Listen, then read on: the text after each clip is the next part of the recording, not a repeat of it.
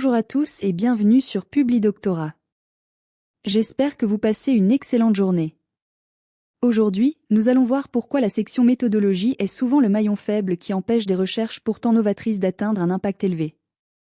Trop souvent sous-estimée, une méthodologie floue ou mal justifiée peut condamner vos résultats, même les plus révolutionnaires, car elle est le fondement de la crédibilité scientifique. La section méthodologie n'est pas qu'une simple liste technique.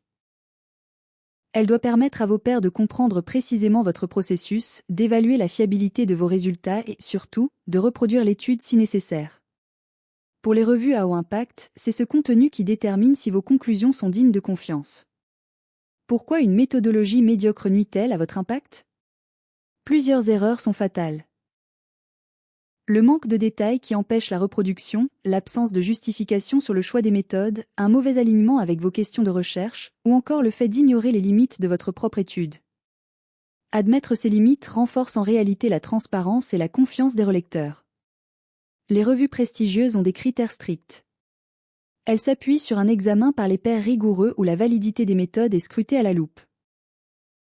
Elle ne recherche pas seulement la nouveauté, mais aussi la fiabilité absolue et le respect des standards et protocoles acceptés dans votre domaine spécifique. Parmi les erreurs classiques qui freinent l'influence d'un papier, on trouve un design expérimental faible, absence de groupe témoin ou échantillonnage biaisé. Un support statistique inadéquat, une mauvaise définition des variables ou encore un manque crucial de détails sur les logiciels et paramètres utilisés, ce qui rend la reproduction impossible. Une section méthodologie solide doit inclure un design d'études clair et justifié, des procédures détaillées étape par étape, outils, logiciels, réglages, une logique d'échantillonnage et d'analyse statistique précise, ainsi que des considérations éthiques et une stratégie de gestion des limites. Pour améliorer votre section méthode, je vous conseille de commencer par une feuille de route qui résume votre logique, ce que vous avez fait, pourquoi, et comment cela répond à votre question. Soyez spécifique, évitez les termes vagues comme procédure standard sans référence, et détaillez tous les éléments nécessaires à la reproductibilité. Regardons la différence. Un énoncé faible se contente de dire « Nous avons collecté des données et utilisé des tests statistiques ». Un énoncé fort précise.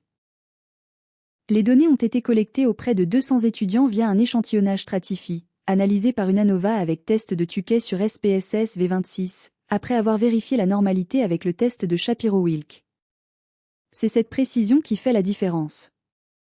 En conclusion, votre méthodologie n'est pas une simple formalité technique, c'est l'argument central qui convainc les relecteurs de vous faire confiance.